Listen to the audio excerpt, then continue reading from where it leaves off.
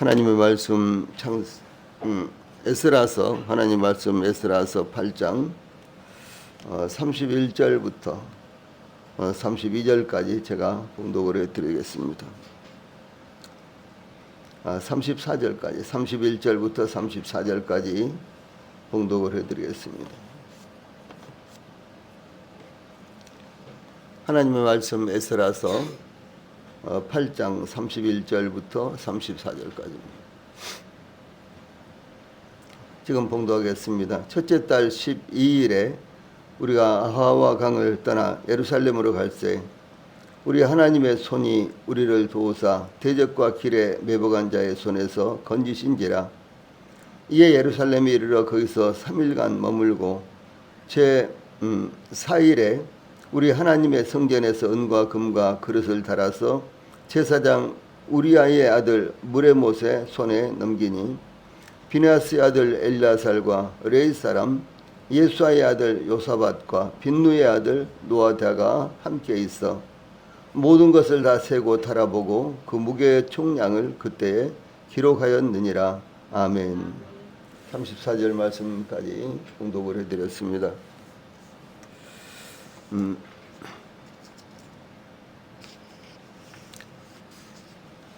어제 이 대목에서 예루살렘에서 최초로 집사들을 세우게 된 배경에 대해서 설명을 해드렸습니다.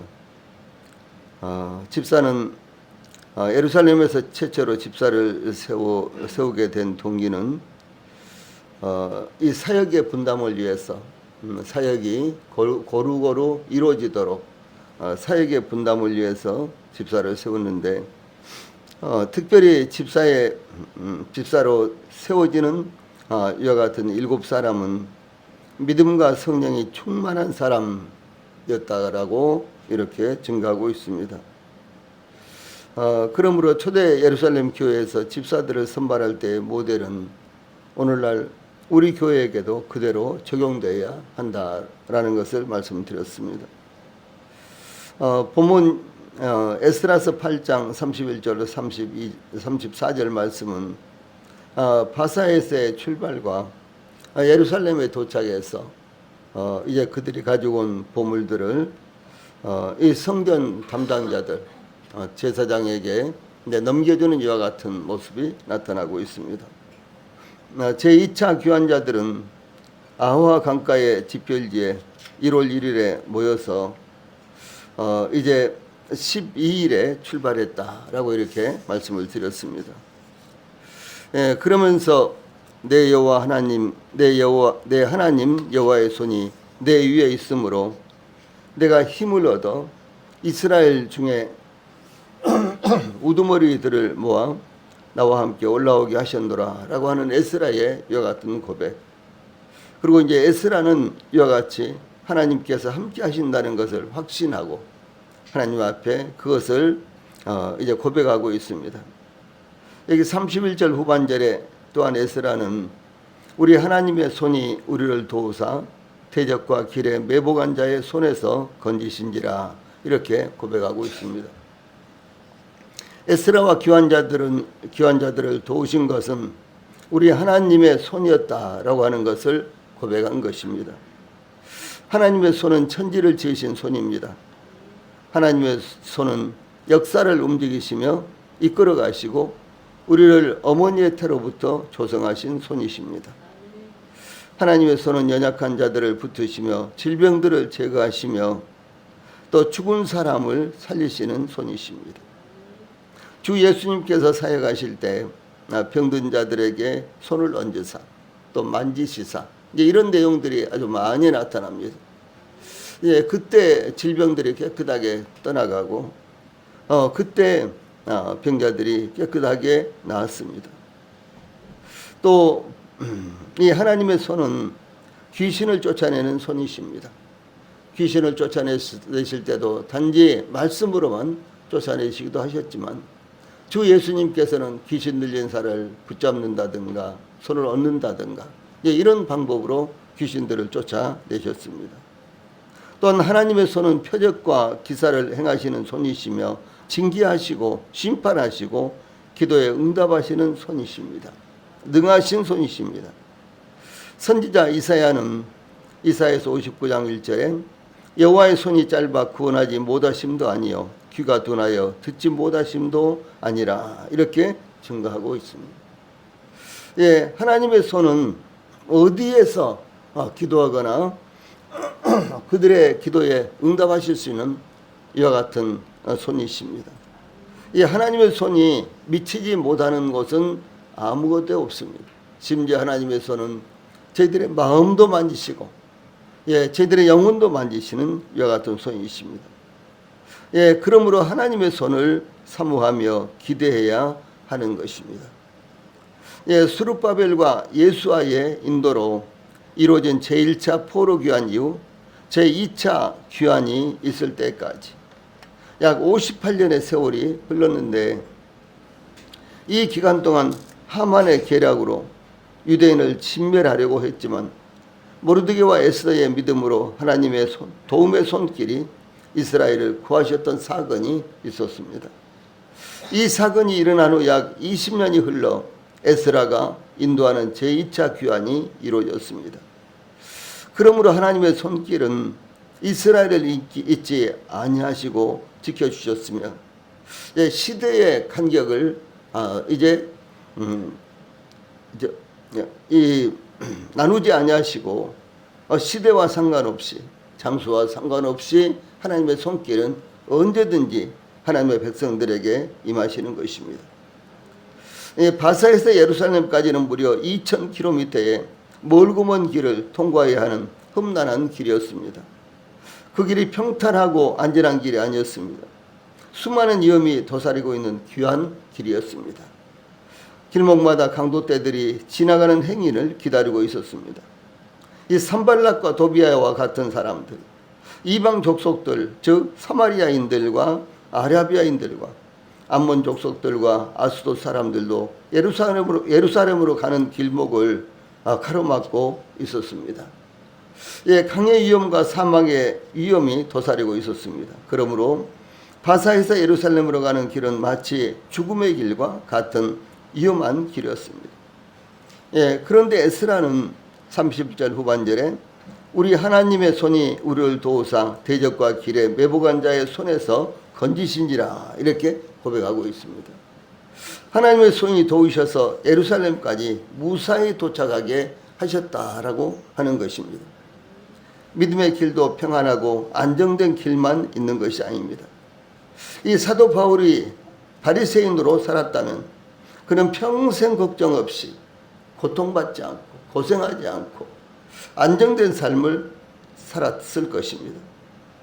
사도 바울은 주님을 만난 후 전도자의 삶을 살면서 겪게 되었던 경험들에 대해서 고린도후서 11장 23절에서 27절까지 내가 수고를 넘치도록 하고 옥에 갇히기도 더 많이 하고 매도 수없이 맞고 여러 번 죽을 뻔하였으나 유대인들에게 40에 가나감한 매를 5번 맞았으며 3번 태장으로 맞고 1번 돌로 맞고 3번 파선하고 일주일을 깊은 바다에서 지냈으며 여러 번 여행하면서 강의 위험과 강도 위험과 동족의 위험과 이방인의 위험과 신의 위험과 광야의 위험과 바다의 위험과 거디 형제 중에 위험을 당하고 또 수고하며 애쓰고 여러 번 자지 못하고 줄이며 목마르고 여러 번 굶고 춥고 헐벗었노라 이렇게 고백하고 있습니다.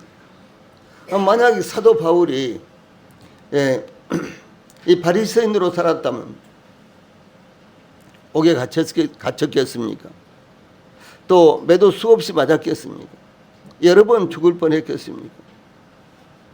그뿐만 아니라 40에 하나 감한 매를 5번이나 맞고 3번 태장으로 맞고 1번 돌로 맞고 오히려 사도 바울이 계속해서 태장으로 혹은 또 매로 이제 때렸을 것입니다. 때리고 그리고 이 감옥에 집어넣고 죽이기도 하고 이랬던 사람이 사도 바울이었습니다. 그런데 그가 이 복음을 깨닫고 주님을 만나고 전도자의 삶으로 말미암아 완전히 그의 삶이 역전됐던 이와 같은 모습을 볼 수가 있는 것입니다. 그러나 그는 그의 신명 가운데 놀라운 소망을 갖고 있었고, 예, 하나님께서 주 예수님께서 그의 모든 고난에 대해서 충분히 보상하시고 넉넉히 보상하신다는 이와 같은 믿음을 가지고 그는 이와 같이 고통받고 고난의 길을 갔던 것입니다. 우리가 사도 바울과 같은 위험과 고난을 당하지 않더라도 주님을 따르는 삶이 때로는 고난의 길이라는 것을 보여주는 것입니다. 그러나 그 길과 삶은 주님 앞에서 영광스러운 것입니다. 그 영광스러운 길이라고 사도 바울은 믿고 이와 같이 매를 맞고 죽을 뻔 수도 없이 죽을 뻔하고, 예, 갖가지 고생을 하면서도 그것을 즐거움으로 생각을 했던 것입니다. 이와 같이 험난한 길이요 예루살렘에 돌아간다고 할지라도 편안하고 평화로운 삶이 기다리고 있는 것은 아니었습니다. 그들이 잘 알고 있었습니다. 그들의 조상들이 예루살렘이 멸망당함으로 포로가 되어 바벨론으로 끌려올 때 예루살렘은 잿더미였습니다. 폐허였습니다. 느헤미야는 성전이 건축된 오랜 후에 예루살렘에 도착하여 약 60년 후였습니다. 80년 후였습니다. 그때 느헤미야가 예루살렘에 도착해서 건축해야 될 성벽을 둘러보았을 때 느헤미야서 2장 13절 14절에 보면 그 밤에 골짜기 문으로 나가서 영종으로 본문에 이르는 동안에 보니 예루살렘 성벽이 다 무너졌고 성문은 불탔더라. 앞으로 나아가 샘문과 왕의 못에 이르러서는 탄 짐승이 지나갈 곳이 없는지라 라고 이렇게 증가하고 있습니다. 짐승조차도 지나갈 수 없는 폐허가 된 상황, 이것이 바로 예루살렘의 현실이었습니다. 예, 그러므로 귀환한다고 하는 생각을 쉽게 할 수가 없었을 것입니다. 그러므로 귀환을 자원한 백성들은 하나님의 백성으로서 선민의식이 뚜렷한 자들이었으며 그들은 바사에서의 안정된 삶과 그때까지 일궈놓은 모든 것을 다 포기하고 특히 그들의 안정된 삶을 다 포기하고 하나님과 성전을 사모하는 신앙심으로 귀환을 결정한 백성들이었습니다. 얼마나 위대한 백성들입니까? 예, 마치 우리 주 예수님께서 십자가를 짊어지시고 골고다 언덕을 올라가는 고난의 길과 같은 것이었습니다. 그러므로 주 예수님께서 십자가를 앞에 두시고 겟세마네 동산에서 내 아버지여 만일 할만하시거든 이 잔을 내게서 지나가게 하옵소서. 마태복음 26장 39절 공간복음의 계속해서 동일하게 나오고 있는 말씀입니다. 이스라엘 백성들이 애굽에서 해방되어 나올 때 이스라엘 백성들은 애굽에서 430년 동안이나 머물렀습니다. 그들은 비록 노예 생활을 하고 있었지만 그들은 그동안 다양한 삶의 터전을 닦아 놓았을 것입니다. 그런데 준비도 없이 하룻밤 사이에 애굽을 떠나는 것은 지금까지 일궈놓은 삶의 터전과 그들의 집과 사회적인 지위와 모든 환경을 버리고 출애굽의 대열에 합류한 것이었습니다. 그러므로 하나님의 백성으로서의 자부심과 하나님의 약속에 대한 굳건한 믿음이 없이는 출애굽의 대열에 합류하기 어려웠을 것입니다. 더구나 바사에서 유대인들은 에스더와 모르드게의 사건이 이미 20년이 지났기 때문에 큰 어려움이 없이 일상적인 사회생활을 할 수 있었습니다. 특히 에스라 등은 바사에 남아 있어도 평안하고 안정된 삶을 살 수 있었습니다. 그러므로 그 모든 환경을 뒤로하고 폐허가 되어 있는 예루살렘으로 귀환을 결정하는 것은 대단히 어려운 일이었다라고 하는 사실입니다. 불을 보듯 뻔한 사실이었습니다. 우리는 출애굽한 백성들이 광야에 나와서 혹은 홍해 앞에서 우리가 모세와 아론을 향하여 우리가 애굽에서 살겠다고 말하지 않았느냐. 이렇게 하면서 그들이 애굽을 회상했습니다. 왜 우리를 애굽으로 이 광야로 이끌고 나와서 죽이려고 하느냐. 혹은 또 이 광야에는 먹을 것도 없다. 우리의 기력을 회복시킬 만한 파라든가 부추라든가 이와 같은 것들이 없다. 이렇게 하면서 모세와 아론을 원망을 했습니다. 예, 그들이 그 이스라엘 백성들이 고센 땅에서 예, 최소한 그들이 즐기고 있었던 것, 그리고 그들이 이제 먹을 것, 뭐 생활할 것 이런 거 염려하지 않고 있었던 것, 이와 같은 것들을 다 버리고 그리고 출애굽의 대열에 합류한다는 것은 그것은 실로 참 어려운 일이었습니다. 그런데 이와 같은 출애굽보다도 출 바벨론, 소위 바사에서 예루살렘으로 귀환한 백성들은 더 험한 이와 같은 여정이 기다리고 있었다라고 하는 것입니다. 예루살렘은 완전히 불타서 잿더미가 되어버렸고, 그리고 성벽은 완전히 허물어져서 심지어 짐승들조차도 지나갈 수 없는 이와 같은 표가 이 잿더미가 되었다는 것이죠. 근데 그와 같은 것을 보면서도, 그리고 그런 소식을 들으면서도 이 귀한 자들이 귀환을 결정했던 것은 얼마나 위대한 일입니까? 참으로 이것은 위대한 일입니다.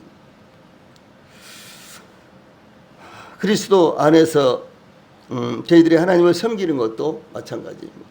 이 소망이 있기 때문에 하나님을 섬기는 것입니다. 살아계신 하나님께서 저희들에게 소망을 주시고 또 저희들의 심령들을 인도하시고 계시기 때문에 저희들이 이와 같은 믿음의 길을 가는 것입니다.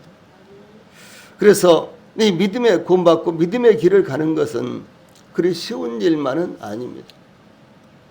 수도 없이 세상과 타협하고자 하는 이와 같은 마음이 저희들에게도 있고, 또 세상과 타협하고 또 적당하게 사는 것이 훨씬 편하고, 그리고 세상에서도 인정받고 사는 삶이라는 것을 우리는 항상 경험하고 있습니다. 그러나 그럴 수가 없는 것입니다. 우리는 분리된 사람들이고 구별된 사람들입니다. 그러므로 저희들의 삶이 구별돼야 되는 것입니다. 그런데 구별된 삶을 살려고 할 때 저희들에게 많은 시련과 어려움이 따른다라고 하는 것입니다. 많은 희생이 따른다라고 하는 것입니다. 지금도 저 북한이라든가 혹은 또 이슬람 지역에서는 많은 순교자들이 해년마다 발생하고 있습니다. 그들이 예수님을 전하고 예수님을 받아들임으로 말미암아 그들에게 큰 시련과 고통이 온다는 것을 그들은 예수님을 믿기 전부터 합니다. 불을 보듯 그들은 보고 있는 것입니다. 그러면서도 그들이 이 믿음의 길을 선택을 하는 것입니다. 그리고 예수님을 전하다가, 이 복음을 전하다가 공개 처형당하고, 그 가족들은 탄광이라든가 이런 수용소에 끌려가서 대부분 살아나오지 못하고 죽어서 그곳에서 흔적도 없이 버려지고, 이런 사례가 일반적입니다. 북한은 수용소가 한 10여 군데 있다고 합니다. 수용소. 그 수용소는 몇만 명씩 수용하는 것도 있답니다. 그리고 정치범들, 이 종교로 말미암아 이 종교인들, 이와 같은 사람들이 거의 대체적으로 수용되는데, 이 탈북자들의 이 수용소의 생활을 들어봐도요, 이건 정말 비참한 이와 같은 삶입니다. 이와 같은 삶이, 그들이 이와 같은 삶에 대해서 그들이 잘 알고 있는데도 불구하고 믿음의 길을 택하는 것입니다. 왜 그럴까요? 그 길이 하나님 앞에서 영광스럽고, 우리 인생의 가장 영광스러운 길이기 때문에 그 길을 택하는 것입니다. 그러므로 우리 성도님들, 저희들이 때로는 고난을 당하고 때로는 어려움을 당하고, 그런다고 할지라도 그것에 대해서 불평하시지 말고 오히려 그것이 영광스러운 길이다 라는 사실을 마음에 두시기를 바랍니다. 하나님은 하나님을 의뢰하고 맡길 때 도우시는 분이십니다.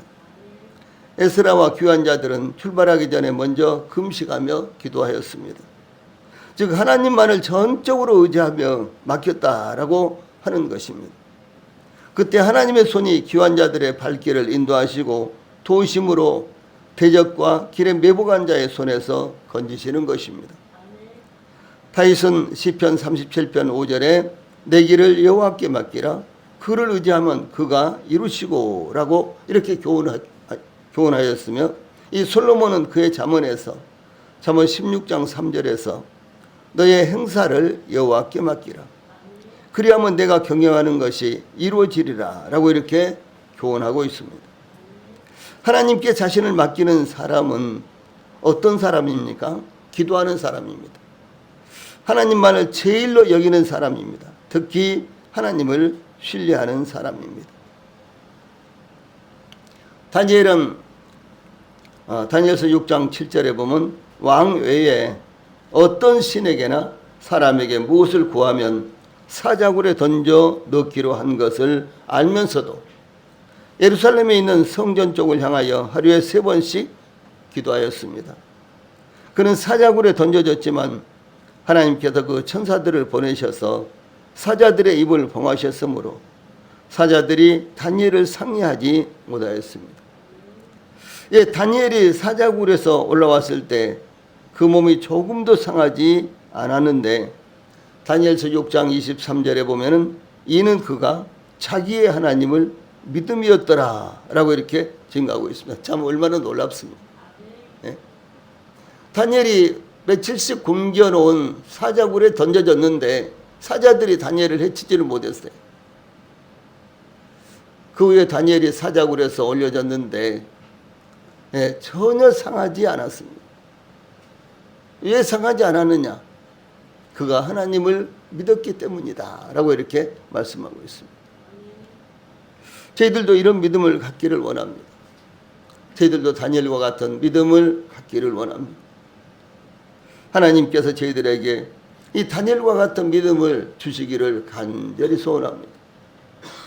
믿음은 항상 보상을 받습니다. 그러므로 에스라와 함께 귀한 대열에 참여한 모든 백성들이 안전하게 예루살렘에 도착했던 것입니다.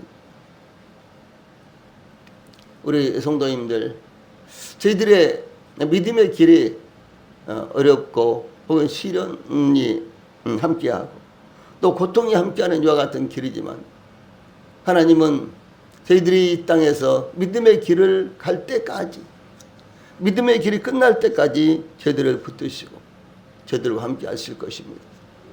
그 하나님의 손이 잠시도 쉬지 않고 저희들을 붙들고 저희들을 인도하시고 저희들과 함께 하실 것입니다.